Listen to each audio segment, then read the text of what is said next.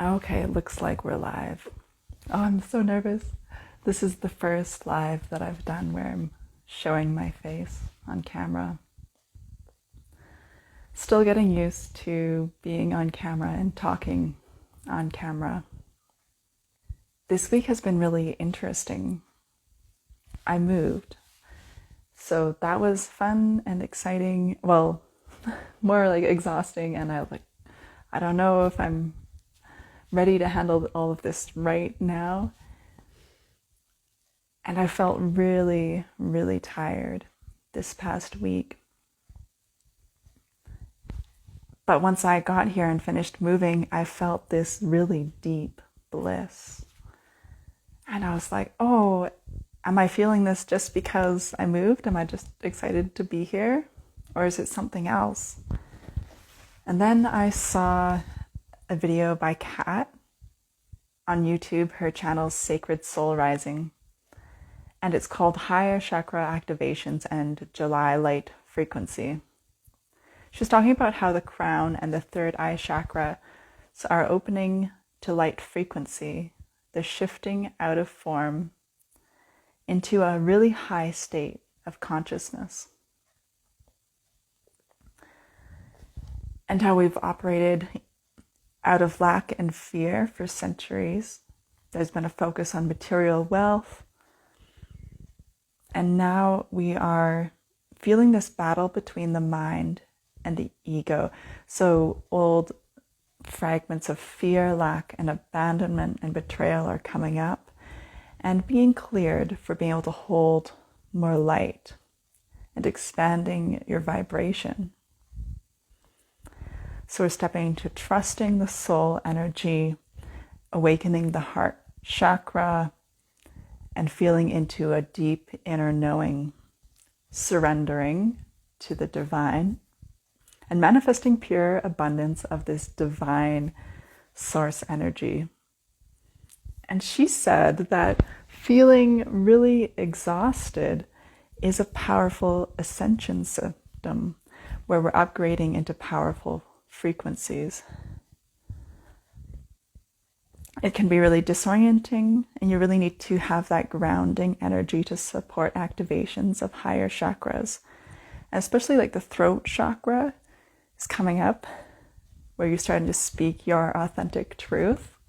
So interesting, because I've started to do that more. I started a new channel, Waterfall and Roses, and I've really been working on that, and it hasn't really turned out the way I thought it would. I just end up filming myself just speaking from what's in my body. And of course there is frameworks or models that I'm using from things that I've studied or that I know that I'm talking about, but really all of it is just coming up from what I'm feeling in my body. So it's not coming from the mind, where the mind is saying like, oh, let's choose this topic. Someone said to me, oh, I really like the topics that you're choosing, when I feel like I didn't really choose the topics. And there's been such a change where when I started trying to film videos, I was thinking, oh my gosh, I don't like how I look. I don't like the lighting, like it looks bad. All of this. So much insecurity, and so much deep insecurity about being seen, about speaking, about thinking, oh, I don't have anything important to say. It's so easy to stay hidden, so easy to blend into the crowd. There's not a lot of opportunities that you will normally have where you will be speaking with someone else and they will be drawing from you your really deep thoughts and ideas and opinions. So this is an interesting way to do that, but in a sense you're stuck with yourself. You're having to really deeply go into yourself and create this shield where you're worried about what other people will think and will say. So I was experiencing this week this really intense exhaustion during the day, having to take breaks out during the day. But there was this sense of bliss. It was like feeling sick and you're like, your brain is foggy and you're kind of blissed out even though you don't feel so great. I mean, when you're sick and you're not too bad, you're like sick and you're like, I'm going to take the day off and lay in bed and you're feeling fine because you're actually resting. You're letting go of having to worry about the normal stuff that you would worry about. It kind of feels like that, but more intense. And there is this yearning and this pulling that I'm feeling. And I loved Kat's video, but I was like, I want more, but I don't know where to find more.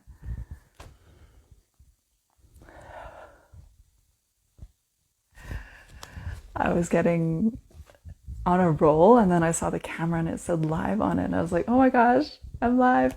And it was scary for a second there because I forgot that I was live and not just filming, that I can't just edit this after. Trying so hard to not get my hair caught up in the mic. I don't want audio issues. It's so disappointing when that happens. I feel disoriented. I feel distracted. It's like I want to step into this energy, but I'm not sure how, and it's like just there.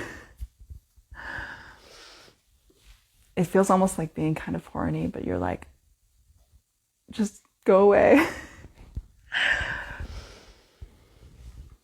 But it's been really persistent. And yeah, there's a desire to want to just sit back and relax into it. And then there's part of me that's like, no, I need to focus and work and do stuff. But it's really hard to focus and work and do other stuff because there's that fatigue. And it's like my mind doesn't understand what's going on, doesn't really know what's going on. What's interesting about tarot videos is that we have the tarot video, cards are flying, there can be a rushed energy to it, and then what happens when it's done? Maybe they say something that makes you feel better, but I think there's really powerful energies that we can feel and experience within tarot, within the imagery, and especially because there's so many different decks that we can grab and pull imagery from that have all these references from different cultures and different experiences and perspectives that they can really activate different energies within ourselves. And I just say energy because I'm just like, that's what I'm feeling in my body. And I don't really, if you have special fancy language for it, it works if that's what you're using to describe it. And everyone's going to be using the same language in a different way. And so that's why I feel really flexible and try and listen to, okay, am I just enjoying what they're saying and not worrying about whether, they have the exact right use of this word and understand its definition in the exact same way that I do. So I couldn't really figure out other sources of YouTube videos to binge to dig into this energy. And I've been feeling lately that there's a lot of what's online that doesn't match that frequency, that just feels like a step down. And, maybe there isn't really a big difference between like up and down levels, because the ego can get involved and say like, yeah, this is better at a higher level than this. And it's like, well, I mean, it doesn't mean that it's better. It's just that you might be stepping into a different grid, energetic grid, and you're going to be matching with different people, different energy, and different things. And if you're stepping into that higher energy, that higher vibrant, higher frequency, well, let's say music, higher notes vibrate at a higher frequency. Low notes have a lower frequency, so the sound wave is bigger.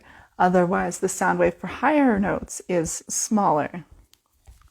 So higher notes aren't better than lower notes. I think that's the distinction I'm trying to make here, is that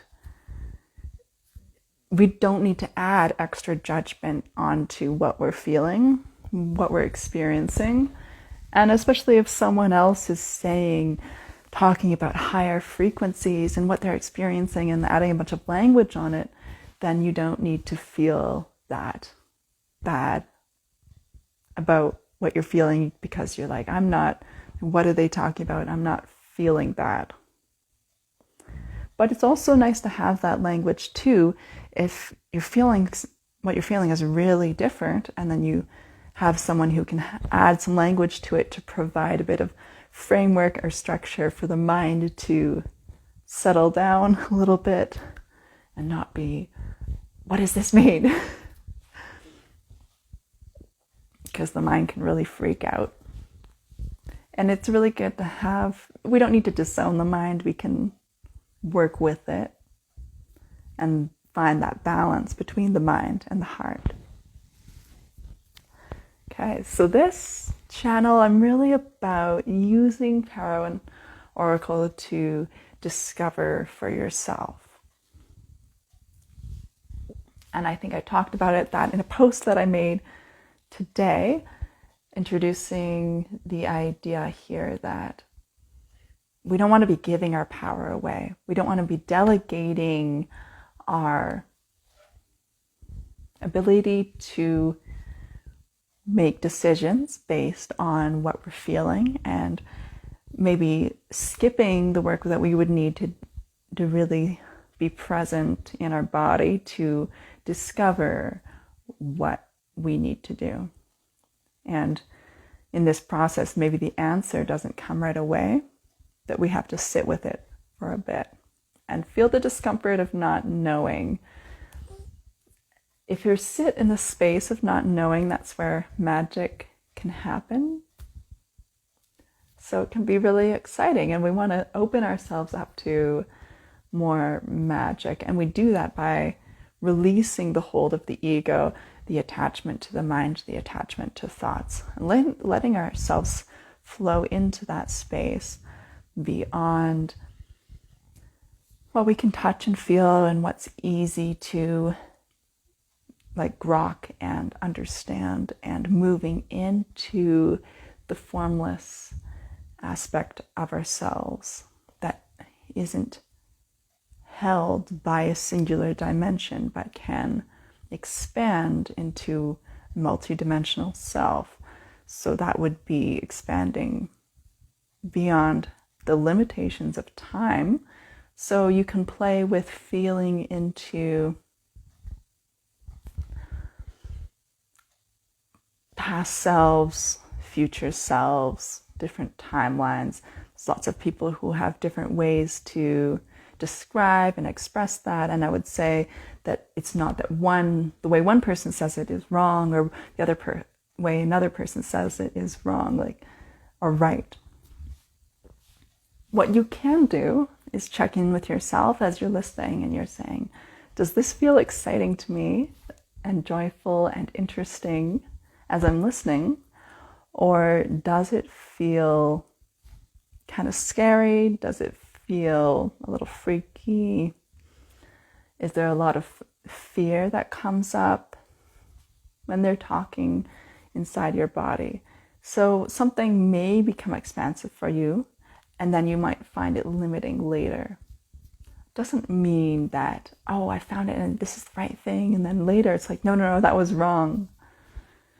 And that's the tricky thing about language, is that we built up these models, and we get too attached to these models or structures of thought, then it can be disorienting in a way where we're jumping from between different ideas or systems of thinking.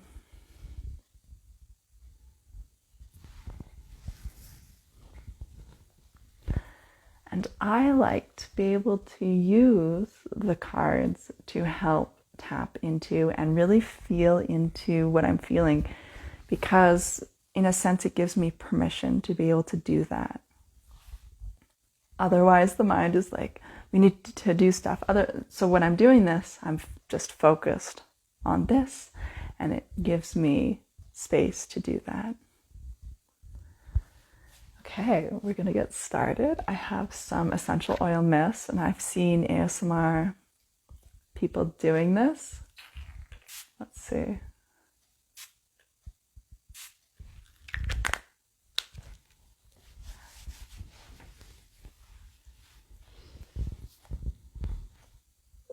So I'm going to start with more of a generic deck. We're going to start with, I mostly have tarot cards today, but I usually use Oracle and Tarot, because sometimes the tarot cards, they will give you either too specific or not specific enough direction in the guidebook. And it's really helpful to get a deck that has a good guidebook if you're starting out. Makes it a lot easier. But the Oracle cards usually have a helpful guidebook, unless it's really tiny. The description, I wouldn't recommend. It'd be too tiny or too long, it can become overwhelming. So this is the Psychic Tarot for the Heart, and I know I think it's reversed, the camera.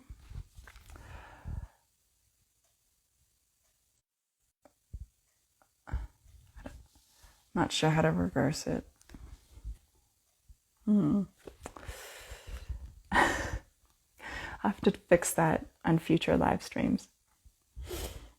Okay, by John Holland. So this is a tarot deck, but it does work very much like an oracle deck too, so it's quite versatile. And there's another deck quite similar to this too. The images are interesting. You know, so people say they're not their favorite images, and I would probably agree. These are the backs. And I'm going to include the names of the decks and talk about the decks a little bit, because I want anyone who wants to try tarot or oracle for themselves to get a bit of an idea. And it's helpful to watch tarot videos and to get a sense of the meanings of the cards, and you can get a bit of context, even if you don't want to take the meanings applied to you too seriously. For like a general reading that's posted online that you can access for free, there's lots of those.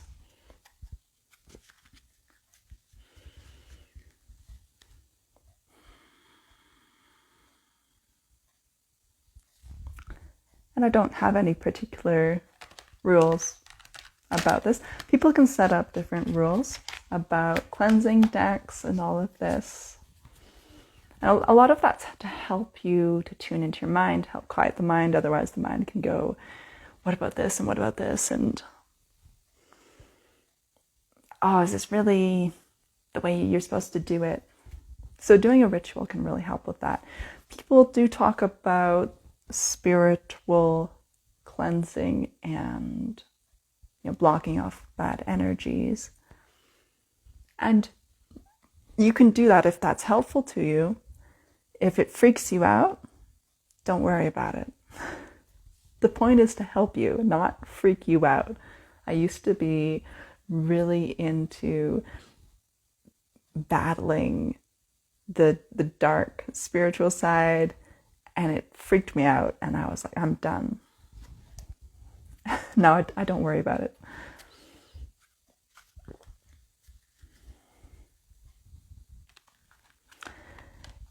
I think it's best just to have a relaxed attitude. If it works for you, what comes up works for you. If it doesn't, move on. You don't want to be sitting there and being like, no, that wasn't the right card. I want to get a different card, and keep going. Like, if you're in that state of mind, go do something else. Have a nap. eat some food. That might not be the best state of mind to be doing tarot. Yeah, there's many ways to shuffle cards. And you can do that by spreading them out on a table and picking from them. You know, you can move your hand over the card and choose the one when your palm gets warm. But if that doesn't happen for you, it doesn't matter. You can just choose one. It doesn't have to be super complicated.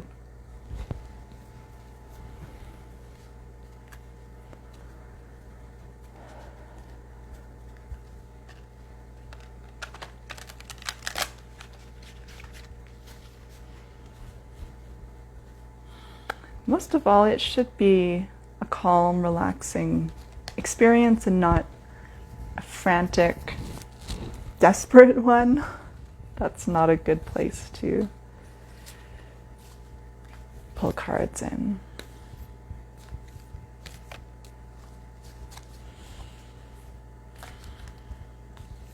When I first made this channel, I was trying to make videos, and I had so much negative thought about being stressed about people watching what I was doing. But I did realize that you don't need to be perfect.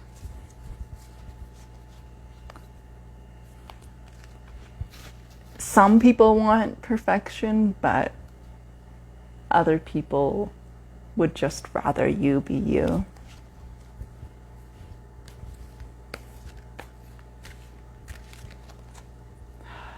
Okay, so usually you have an idea of what you're going to be pulling the cards for, and I just realized I didn't set that intention. Okay, so for in terms of a card spread, a very useful one to start with is the 3 card spread. And it can be many things. It can be past, present, future. There's lots of different meanings that you can apply to it. And then on the 3 cards, if you want to do more cards, you can do that as well. So you can start with like 3 oracle cards and then add on another 3 tarot cards for clarification or more information. Or you can add layers of 3 tarot cards for mental, emotional, physical, spiritual. So what I want here is really more context about what I'm experiencing, maybe what's coming up for me, and what I want to learn and grow from this. So I'm going to do the 3 card spread, and I'm going to have a sense of past, present, future, but more where I've come from and where I'm going, and how's that spreading out from this moment. So it's not like, oh, what happened next week and what's happening now and what's going to happen, what happened last week and what's happening and what's going to happen next week or something like that. It's more like where I am now and how I'm shifting. So I'm not worried about anticipating events or trying to change the future.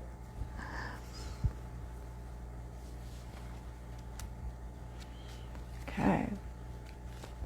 So, my layers, I'm going to be asking about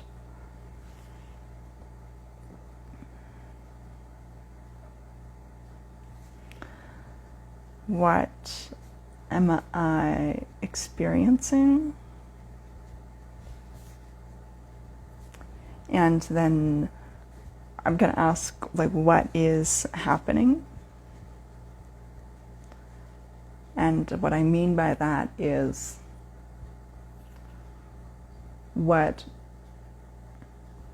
giving me like a bit more context for my mind to kind of understand what's happening here.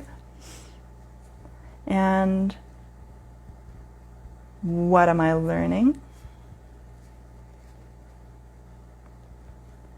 And then how am I growing?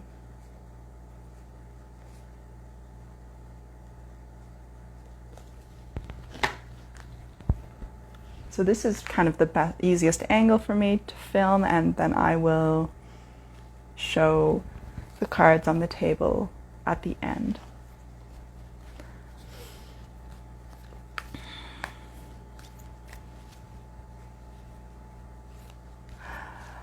Okay, so I'm doing 3 cards from this Psychic Tarot of the Heart as the general themes at the top. Okay. So the first card is detach. And of course all the words are going to be backwards, I think. Okay. So we have the woman holding a dove, and she's stepping out of the winter through a portal, through an energetic portal, and releasing.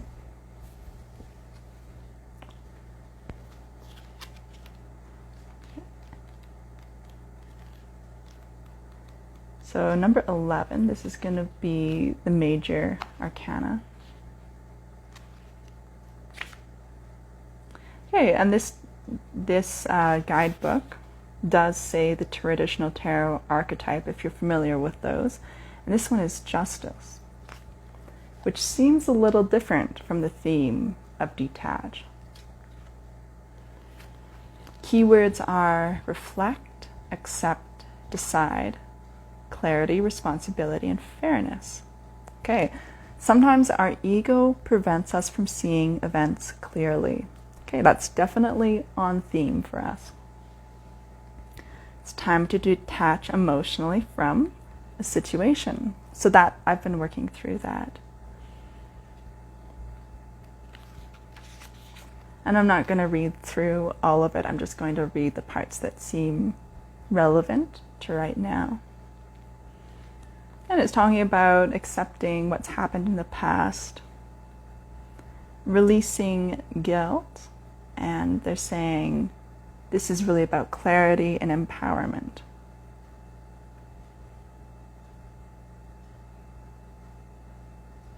Okay, so that's kind of interesting, and I still am not exactly sure where this is going to take us.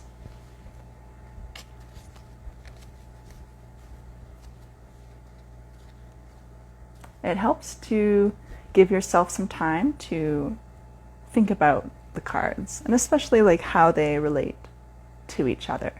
There might be some initial thoughts that come up where they're judgmental and they're saying, oh, this means this, and it's really the negative self-critic talking. And so that's why you don't really want to do it while you're in a bad mood. Otherwise, the negative self-critic can be really brutal. And that would be one of the darker sides to using tarot or oracle decks.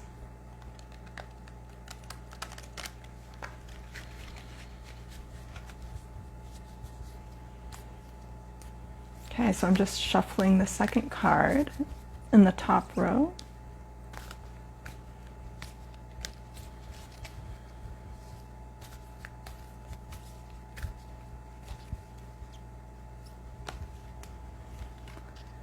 Okay, and we have blossom. Interesting. This woman is holding a fireball. And this fireball is turning into vines.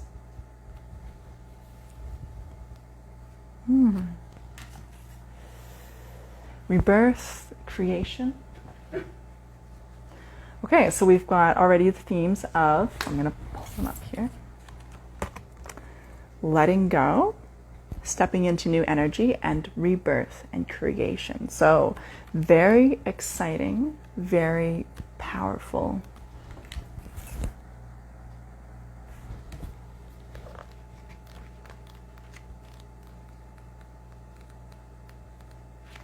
Another major arcana.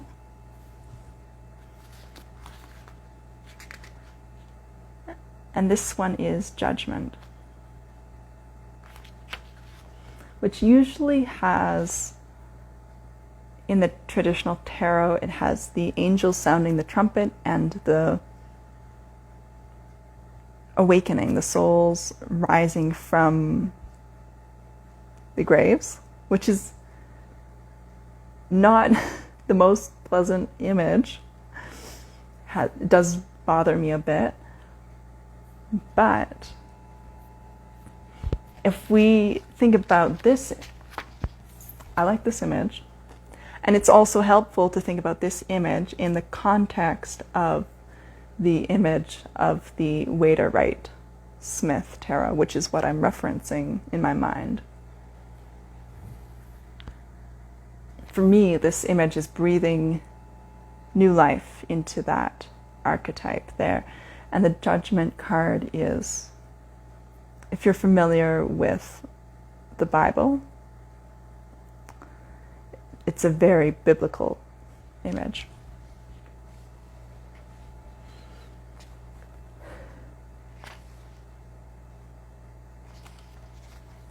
And at first, it seemed harsh to me. Judgment, like this is when souls are being judged. So that's why I don't really like the original image that much. But it's useful because we can think of it not in terms of judgment, but in terms of this awakening energy. And it's interesting, I look at these two cards and I think that, so we have to step out of this attachment to the ego, attachment to form, attachment to, those patterns of self-limiting thoughts, of judgmental thoughts, of self-criticism. If we can release from the mind, release from the ego, because the ego gets fed off of these self-judgmental thoughts. They do build up the ego, but not in a healthy way. We have to let go of our attachment to those limiting beliefs and thoughts through working on it every day whenever they come up and becoming aware of them, in order to enter into this new awakening energy. Because what's going to happen, your mind is really going to stop you from feeling it and processing it in your body. It's going to be like, oh, this is too much, this is unfamiliar, this is uncomfortable. No. Or you might end up going to distracting behaviors in order to try and feel better, because you're judging what you're feeling. You're like, this is not good and this is not okay, and they can actually make you worse off. Okay. And I haven't even read what's going on here. Awaken, transform, stretch possibilities, direction, growth. Absolutely. Yeah, so it requires loving care and attention to help your heart blossom. Yeah, the fireball here is around the heart area.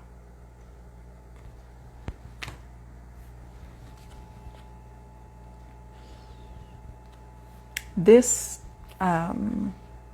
deck is very relationship-based, so it talks about relationships a lot. But we can also consider this in terms of the relationship with yourself.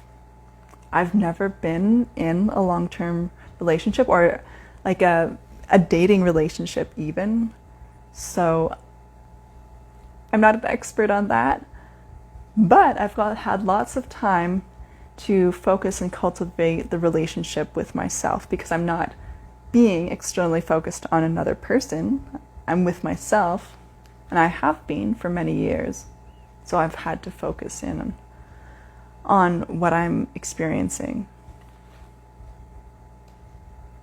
New life and love are waiting for you. Oh, this makes me think of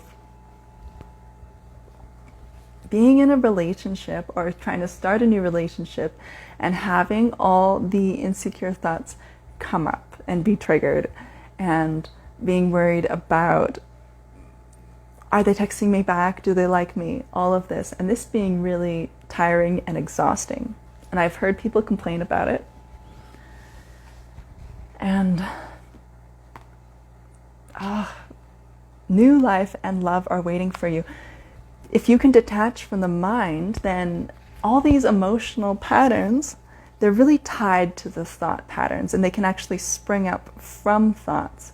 But you might not notice the thought patterns, you might only notice the emotions. And once you're able to develop a lot of awareness, you can actually sense the thought patterns come into your mind and then see them, oh, those are just thoughts, instead of just taking them in unconsciously, and then deactivate and dissolve the emotional trigger that they can have before it happens. And then you can have a relationship where you're really focused in on how you're feeling, and you're not stuck in all these negative criticisms, insecurity, all these emotional and thought patterns that make what could be really beautiful into something not very nice. Yeah, so I think there's potential here for a relationship in this energy. Doesn't mean the love of your life is going to show up in 10 days. And it's totally okay if it doesn't. Because there can be a lot of space for your own growth and potential. I mean, we're not in a race to see how many relationships we can have in one life. Isn't it worthwhile to just take your time and really develop yourself, develop your skills, develop your relationship with yourself? And if a beautiful romantic relationship comes along at some point in your life, maybe not every year, not every couple months, then could that be enough? Could it be enough to take the time to be really excellent in what you're doing and do way less? Because there's such an obsession about romance in our culture. Many people have said it. And we have yet, as a society, to realize it and understand that idea deeply.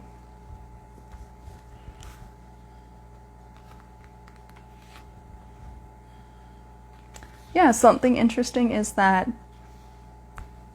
you have the power to decide what this means.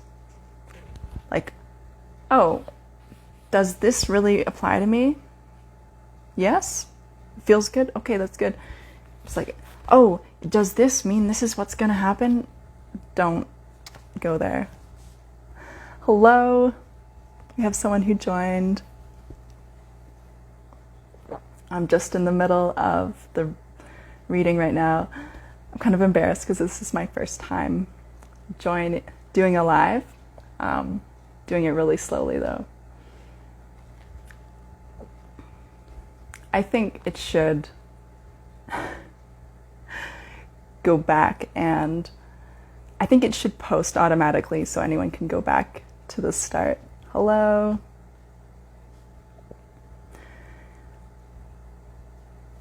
To recap, I've just pulled 2 cards so far, and I'll just show them here. Thank you. They said for sure we all got to start somewhere. Yeah. That's the important thing, starting, right? Okay, so the first card I got was detach. And then the second one was blossom. So this one was judgment, and this one is the balancing one. I forget what it's called.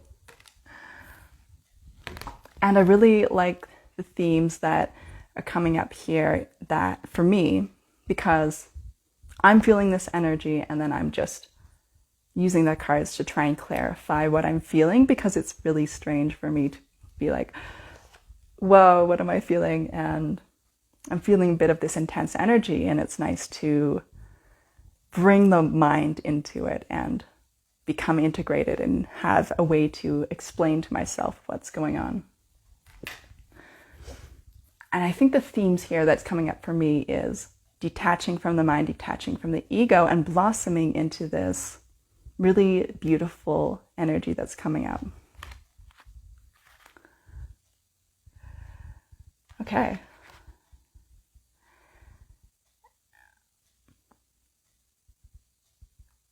Yeah, so for the Blossom card, you're in a period of growth regarding affairs of the heart.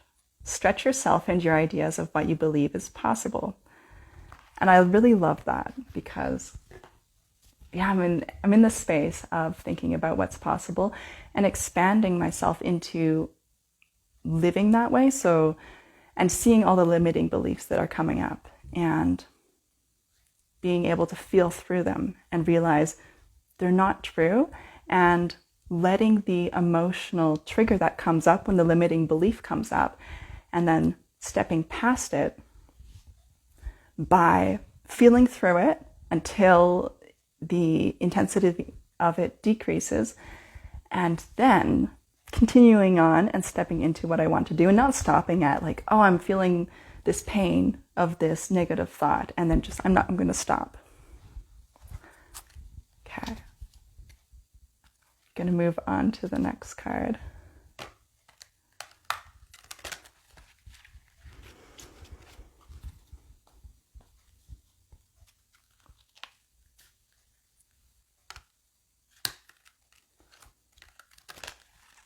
Yeah, so what's your experience with tarot or oracle decks, or what did you hope to gain by joining this? You can just leave a comment if you want to. I'm still Witcha.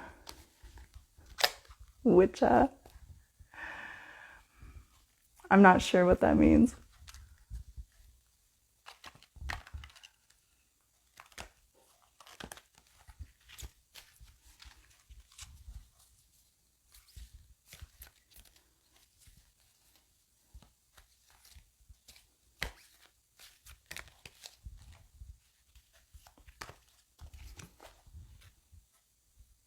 Okay, so the third card that came out is the third eye chakra. This said, I don't know, I have a lot going on in life. Yeah, it definitely feels really intense for me too. That's cool. Cool that you joined. Yeah, okay, so the third eye chakra. And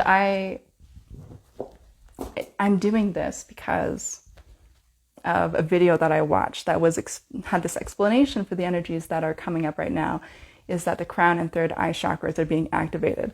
So this is really cool, and this is part of why I like doing this, is because I got the third eye chakra card.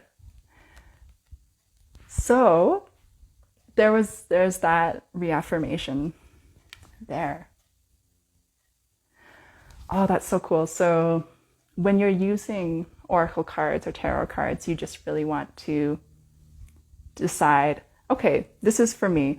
Or if you're like, oh, does this mean this negative thing? And you can decide, well, no, it doesn't. Like, you are in power and you get to decide what it means for you. Oh, we have someone else joined, Miracle Psychic.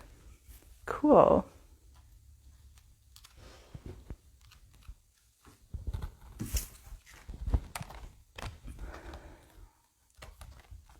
Let's see, so 3 cards. Detach, Blossom, and the third eye chakra. Okay, so I love the story that's going on here. And the next one I'm going to choose, and I have lots of different decks because I really enjoy this, but if you're choosing one, like, it's your choice and you get to choose what feels fun and what feels good to you. So I'm using the Sacred Rebels Oracle. This one's by Alana Fairchild, and it has lots of her decks have quite a long descriptions. And as you can probably guess, it's about going outside the box. The guidebook is fairly thick for a guidebook. Oh wow, you said those three describe me perfectly. Awesome.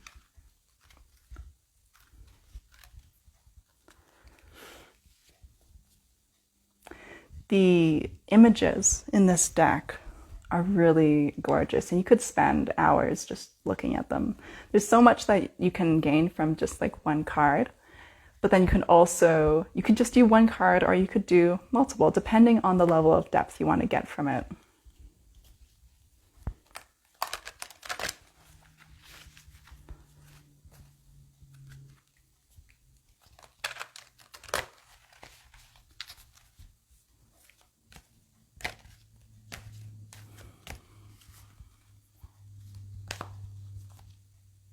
Okay. First card is the Sacred Fool. I should have given a warning. There's a bit of nudity in this deck. It's really all about the sacred feminine. So this is a woman, and it's really around the Fool archetype, which is, in a sense, stepping out into the unknown. The Fool card is a card in the major arcana of the tarot. This deck, the Sacred Rebels, is an oracle deck, so it doesn't follow the exact system. Is it good? Is the Fool card good, or the Sacred Rebels oracle good? Sorry, I just noticed your question.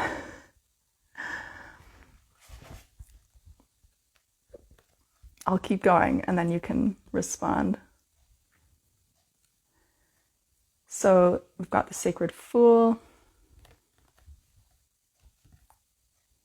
The Fool card. Oh, you're wondering if the Fool card's good. Oh, okay. So with each card, you have to think of it as it has like a spectrum of meaning. And then you take the meaning that you want from it. So that's the thing about the tarot, is that there's so many meanings. And you can look online and you can find the meaning, but you don't have to take it for what it is. And so what I like to do is I take inspiration from the traditional archetypes, and then I expand it into what I want to feel. And what I like to do is I like to combine this idea of manifesting, or the idea of like what Abraham Hicks teaches, is that focus on what you feel good. And a lot of this, you don't want to focus on the negative outcomes repeatedly over and over and over again, and then guess what? They're going to show up in your life. So you don't want to have a tarot card reading that is focused on a lot of negative things, because then you're going to be thinking about it. So what you want to do is you want to extract the kind of meaning that you want from it. Overall, the Fool card, I think it's a good card, because it can mean naivety, it can mean not making good decisions, but this is the Sacred Fool. So, this is becoming authentic and vulnerable in the very best way possible. And she's holding a little puppet. And this means letting go of conditioning. This is so powerful. When you see someone, let's say if you're not wearing any clothes, then that is something that's very vulnerable. And so that can be that's part of the symbolism of what's showing up in this card here. So we've got detach. And I'm going to show, at the end, I'm going to show how I'm organizing this spread. But for now, I'm just going to bring up the cards one by one. So this is detach, and it's related to the Fool. we get so stuck to the paradigms in our mind and ways of doing things. And you can say, like, if someone has repeated patterns of relationships showing up in their life, they can be really stuck to that. To step away from that can feel scary because you're stepping outside the pattern. You have to discover a new level of authenticity and vulnerability. You have to discover who you really are beyond the patterning. Woo. So cool. I haven't even started on the guidebook yet. I don't know. If I do, this is going to take forever because this guidebook is fairly long.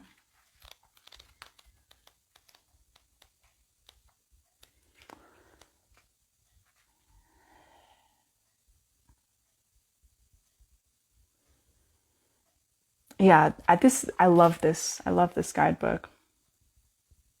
The sacred fool in you is willing to leave behind what has been because it no longer feels right to stay attached to it.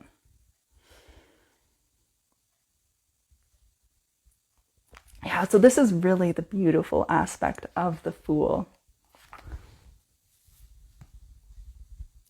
It's time for you to let life happen in a completely unreserved, unscripted way. Yeah, it is the desire of life to operate more radically through you so that you become the conduit through which miracles and crazy wild synchronicities can occur. Yeah, this is really cool. So there's always a balance to life. There is the structure and the this wild synchronicities and magical stuff that can happen. And it's always good to develop both in your life. And this is cool that this is coming up for me because that I have taken the time to develop a lot of structure in my life. Like I have a full-time job and that's been going well, and finances are going well, and there hasn't been a lot of chaos, and I can feel with this energy, it's like, okay, time to open up to something outside of your comfort zone, going outside of your comfort zone. And this is exactly going outside of my comfort zone, being live. Because first I had to get used to filming videos of myself, and now this is the next step up. So this is exciting.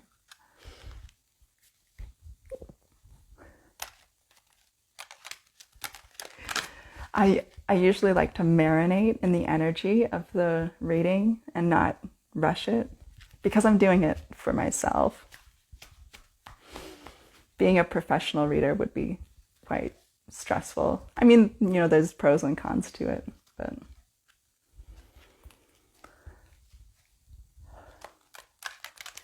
okay, so we'll see what comes up next.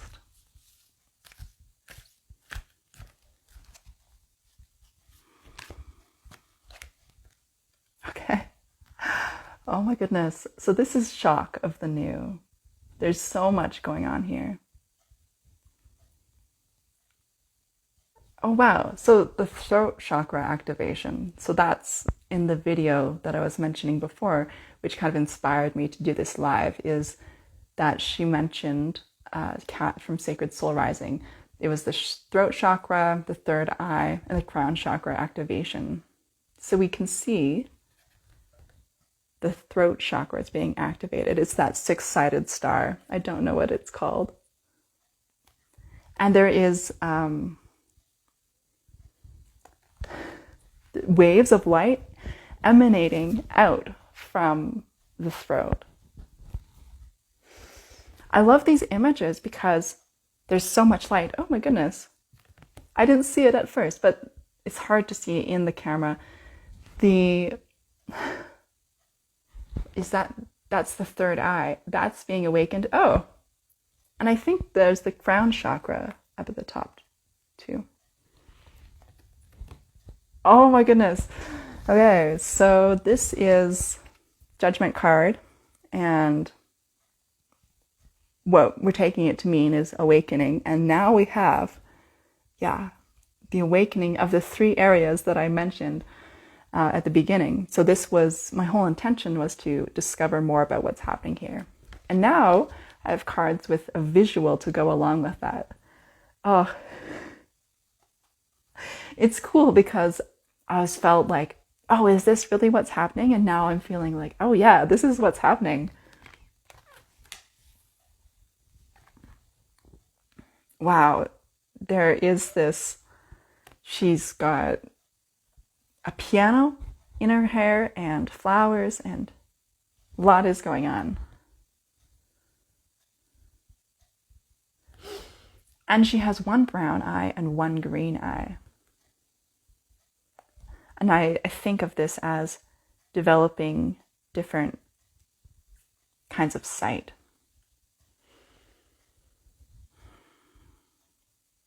I don't know what the symbolism of those colors is, but I'm sure you can extract symbolism from that probably as well. Yeah. Okay, so there's this shocking new energy that's coming up.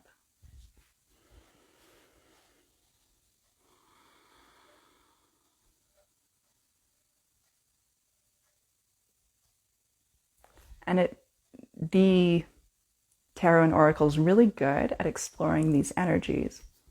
Maybe I wouldn't recommend it for choosing what stocks to buy. Like there's the very practical aspects of our lives, but then there's this whole other dimension that we can explore.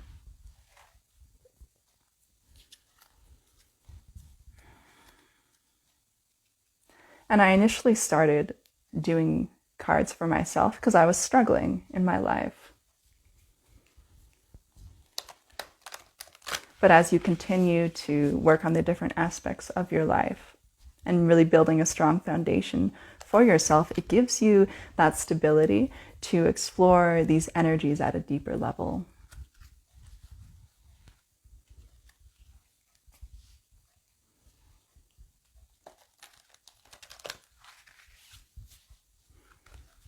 And I'm really glad there's a lot of things that have settled down in my life. Like I'm not in school anymore. I was in post-secondary for a long time. I even started grad school and then dropped out during COVID. That was not fun. I did learn things from it and it was a challenge. But I'm glad I'm not in that anymore.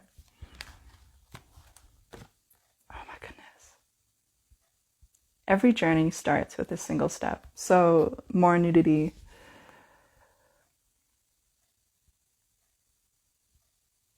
Oh, wow. Light is emanating from her. And you can see it from the contrast of the darkness, like how big this light is. It's emanating from her heart and just from the whole head area. And she's carrying a suitcase full of surprises. It's got light coming out of it and butterflies. And I think of this as our potential. We're walking forward into the future with carrying our potential, but still learning how to act it out or embody it. Yeah, so this is really the start of a new journey. Wow, such transition energy already that we're seeing here. And I haven't even gotten to the guidebook. Yeah, I'm not going through and reading that. It's very, very wordy. But the images themselves convey so much. But I do find, in general, reading the guidebook can be really helpful and encouraging, especially Alana Fairchild. Her decks really helped me learn how to subdue the inner critic and talk nicely to myself, because I thought I had to talk critically to myself all the time, and it was such a habit. It was like being responsible. And that's what I took away from when I started listening to Abraham Hicks, is that no, you don't have to criticize yourself in your mind all the time, and actually that works against you. And it took a while for me to get comfortable with embracing that. Okay. So I had some questions that those two, I The first one was a tarot deck, and the second one deck that I used was an oracle deck, and I treated them both as oracles, so more just general. So we can see the general direction that's going on here. And so I'm going to pull some tarot cards and we can get a little more specific. And of course, like the tarot cards, it can be harder to pin down a meaning to them. But what I would say it's like is you have the card and then you step into that space of unknowing and then allow whatever comes up to come to you. So it's a process of exploring your own intuition, which can be really interesting. And you don't always want to take the meaning that comes up to your mind right away, because that can be your inner critic or your insecurity or whatever of those kind of patterns. They can show up first. So my first question is, what am I experiencing? But I think I've pretty much answered that question. My second question is, what is happening? Okay. And I'm going to take some time to answer that question a little more, because we have the keywords that have been affirmed by the cards. So crown and third chakra and the throat chakra opening. I chose a really obscure and interesting deck for this. So this is the Grail Tarot. I'm sorry, I think the text is backwards. By John Matthews. A lot of the cards, they look like this medieval video game kind of images. I think it's kind of cool.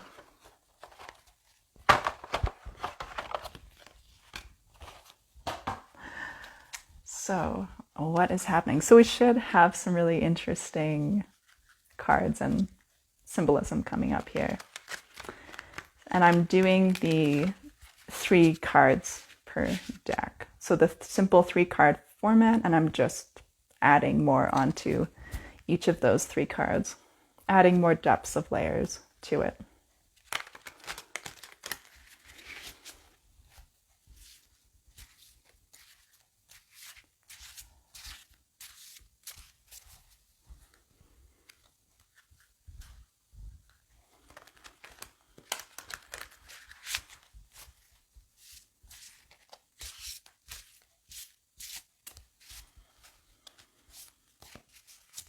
Okay. First card, 7 of Lances. I think Lances is the Wands. I'll double check though. Such an interesting card.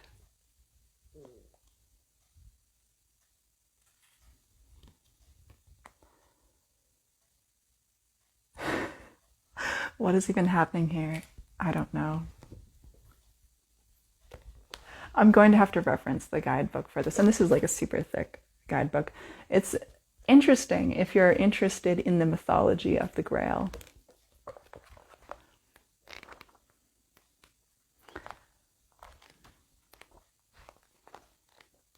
So they've got different words for the suits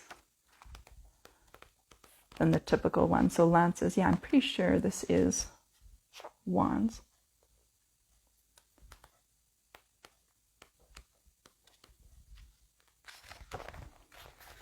And the guidebooks, they'll typically have the major arcana first and then the suits after that. The knight leaves the castle. I'm going to try and multitask here. Try and hold it still. The knight leaves the castle, which is still in its ruinous state. He holds a hand to his side to stem a flow of blood. The veiled woman stands at the door, hand raised in farewell. An angel stands to one side, holding the lance.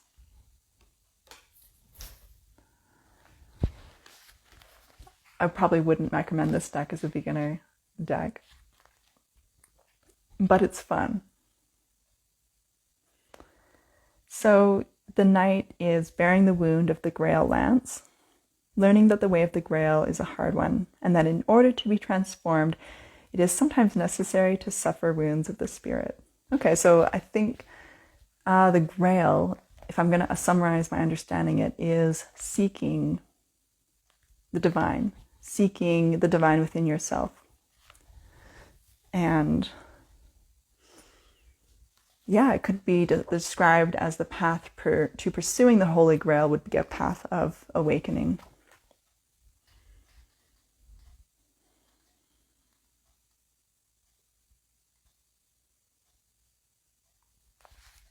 And in this book, and in this deck, there's a story from the ace up to the king.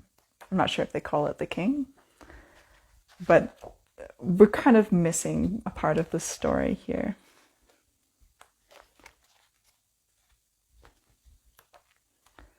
Yes, and they talk about the castle of the Grail. Sophia, the Shekinah, raises a hand in blessing. Oh, from the castle, Sophia raises a hand in blessing. I thought the castle raised a hand in blessing. Nope. Yeah, that's that figure in blue that's standing inside the archway. Yeah, they've got all the figures. Still relying on intellectual knowledge, he fails to see the spiritual meaning of what is before him. So I've got an idea of the meaning that I'm going to extract from this. Because of this, he must pay a price, taking upon himself his own wound, received from an unseen opponent who strikes him with the sacred lance while he stands within the Grail castle. Though not fatal, the wound serves as a painful reminder of his failure to ask the question or perform the ritual act of healing. And it's got a couple keywords here: victory, advancement, steady progression, acknowledgement, being honored. This tells us that great effort brings rewards, though they are not easily run or immediately recognized. Okay, so this is the meaning that I'm extracting from it. So it's said in, on the wrong page. Oh, I was just reading from the 6 of lances. Oops. Okay, well, back to the 7 of lances.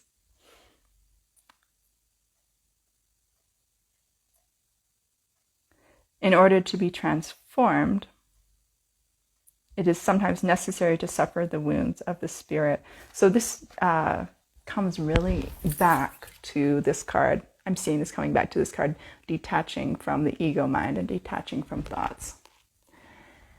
And in that process, you're going to have to purge and heal through old emotions and wounds and trauma that's stored in the body. Because that's really what comes up first. They're talking about healing. Yeah, and I see this as less as the knight being wounded, but he is experiencing the wounds, because when trauma happens, we don't fully process the emotional aspect of it. It gets stored in the body, and then later on, when we have the resources to be able to process it, then it comes up to be fully processed, and then we're re-experiencing the emotional wound, but then it can be processed. So it feels like you're being wounded, and sometimes external situations will trigger that. This is happening in my life, but at this point it's more subtle. They're more subtle wounds that are coming up for me. And it's things that have been repeated in the past, the same triggers, but it's just becoming less and less. So it seems like, oh, I'm not growing, but I am growing. I'm just going to a deeper level and finding all the little fragments that are coming up to be cleared. Okay, so the actual keywords for this one are personal success, tenacity, need for caution, defending views, internal struggle. Okay. And it talks about, you may feel on top of the world when you arrive at a positive outcome, but it may be too soon to rejoice. So the knight suffers the wound of the king in the image of this card, and he's blessed by angels and loving archetypes. Okay.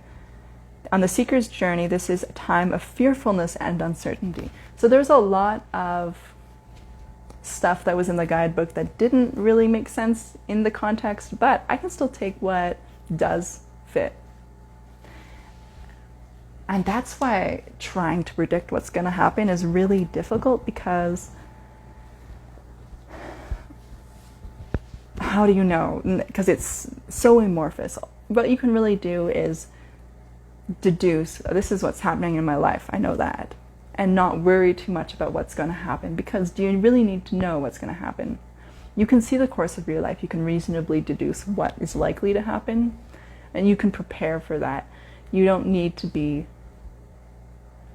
on just like tentacle hooks. I'm not sure how to say that. I don't think that's the right word, but like anxiously waiting for something to show up because you predicted it.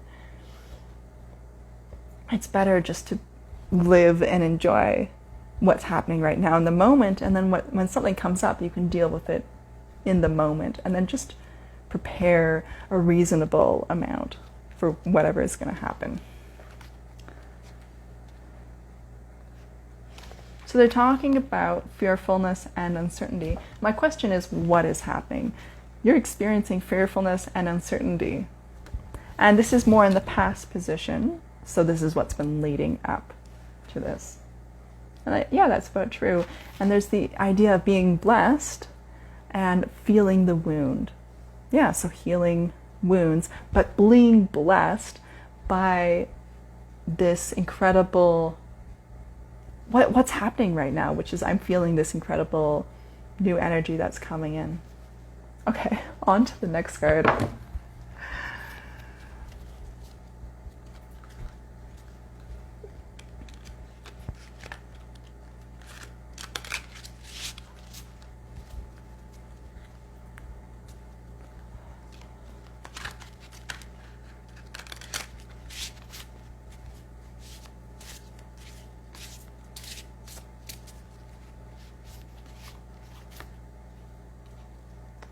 Okay, we have the Ten of Swords.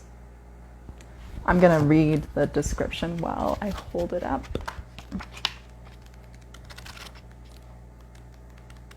They did not change the name of the suit, so swords is usually swords, or it could be air.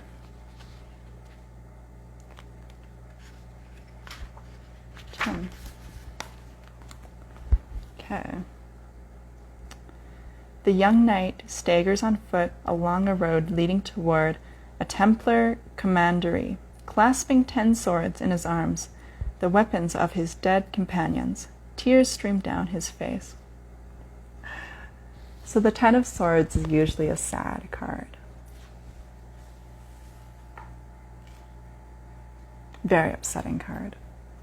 This image is not as upsetting as the card in the tarot for the Rider-Waite-Smith.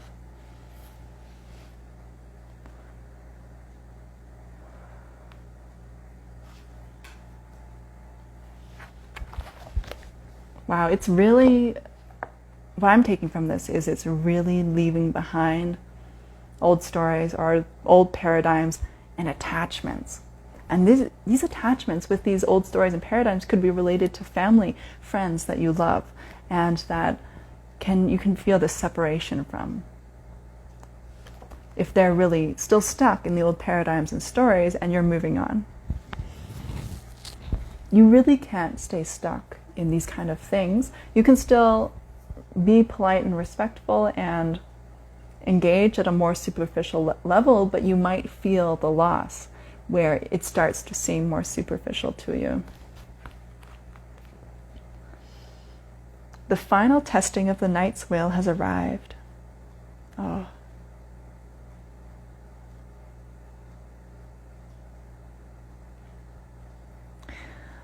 Gone are virtually all traces of the eagerness and impulsive determination with which he set out on his journey. Oh. Only his indomitable will and the memories of his journey from novice to knight keep him from completely giving in to the overwhelming darkness of his path.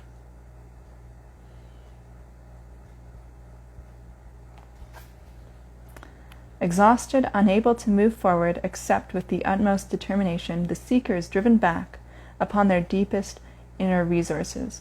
So the seeker is another word that's used if you listen to non-duality speakers who are talking about letting go of the seeker, or the seeker on the path to enlightenment. And so the idea of enlightenment, seeking enlightenment, is very much tied to the Holy Grail.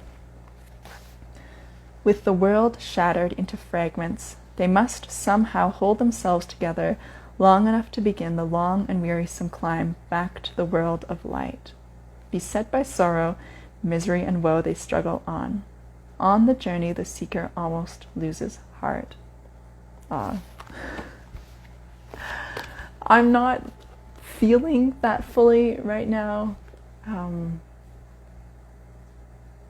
I've definitely felt Ten of Swords in my life a lot. And what's interesting is that's showing up right now in the current position. So I'm going to adapt the meaning of the Ten of Swords to mean that it's really the end of a cycle, the beginning of a new one. And there is maybe a sadness. Okay, so I have been feeling the stab wounds of self-judgment showing up as I'm deciding, I have things I want to do that are outside of my comfort zone that is going to expand me, and there is, this self-doubt that's been creeping up. Actually, that was what the post was about, what I posted earlier today. Forgot about that for a moment. So I've been feeling those knives of self-judgment, but still being able to move forward. It's not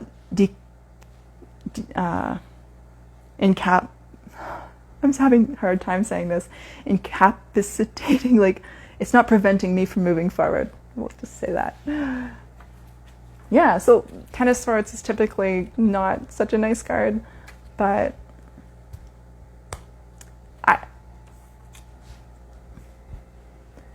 it's not that bad. Not that bad in this depiction. And that's the interesting thing about different decks, is they can have different depictions of the same theme or archetype or meaning, but when you interpret it, it can mean something slightly different, because I know what the original card looks like and know how this kind of goes in a slightly different direction than that meaning. And so then I can take a slightly different meaning from it.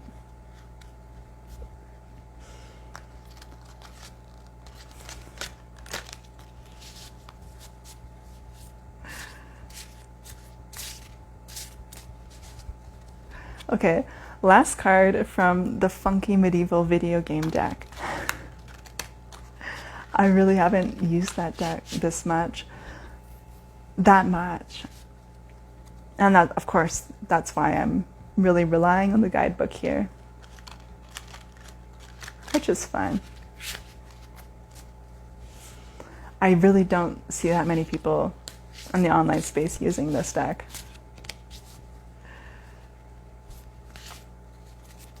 Okay. We have the Preceptor of Swords. So it's a swords suit. We have Lady of Swords, Master of Swords, Preceptor, and Brother. So I'm going to assume Brother means king, Preceptor means queen. Master means knight, and lady means the page. So we have the Queen of Swords. I like this card.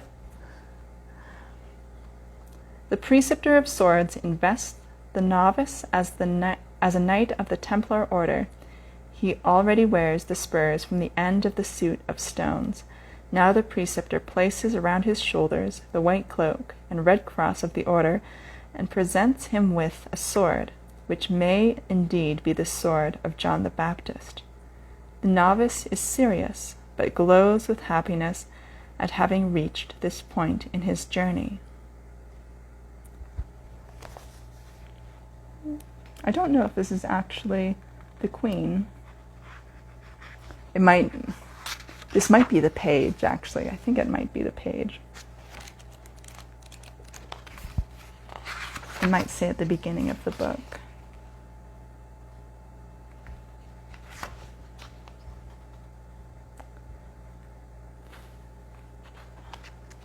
Let's see.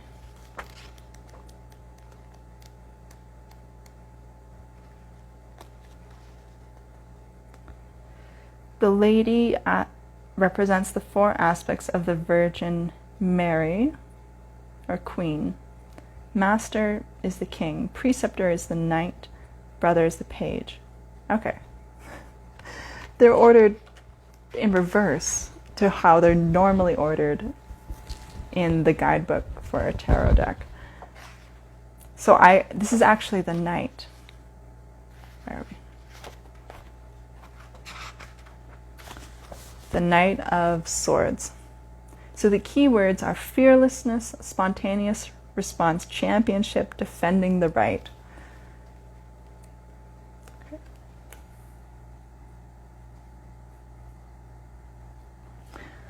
So, swords. The suit of swords is very associated with the mind. And we saw that we had the Ten of Swords. So the challenges of the mind that are coming up, all those critical thoughts, and then moving beyond the thoughts and being able to forge ahead.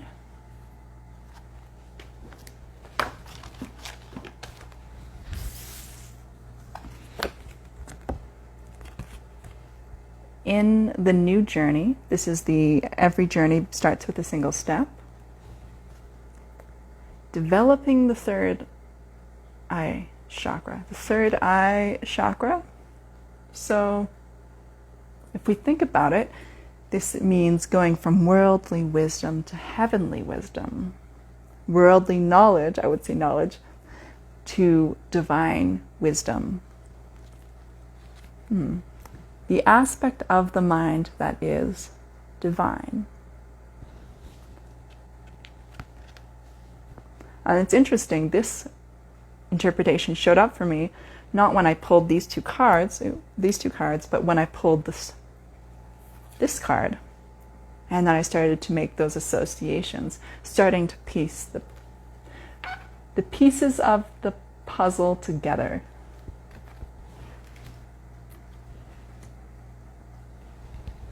Very, very cool.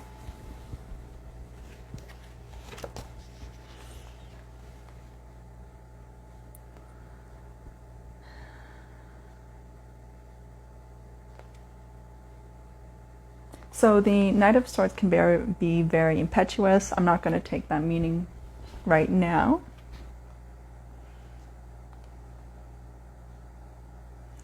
Yeah, indicates a need for reflection, meditation, and forethought. Maybe I'll take the meaning that you don't need pressure to rush ahead, that you can take your time. I like that.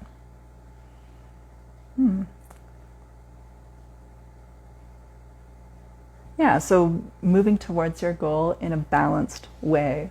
And a way that I would like to think about this is taking care of health, taking care of if you exercise and eat healthy and do other stuff in your life instead of just being unilaterally focused on this goal, which I tend to do. Yeah. The apprentice becomes the master, learning that balance is the key to open many doors. Nice. Very cool.